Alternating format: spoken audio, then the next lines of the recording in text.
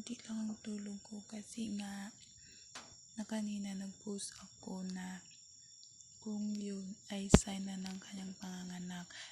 Yun na nga, thanks God, nanganak na ang aming Barbie.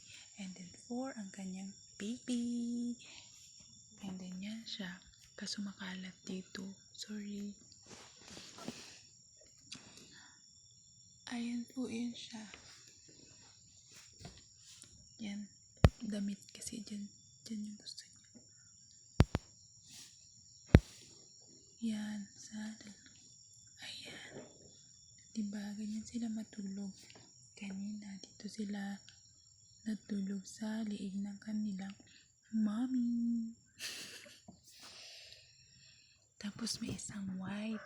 Tapos karamihan parang color ng kanilang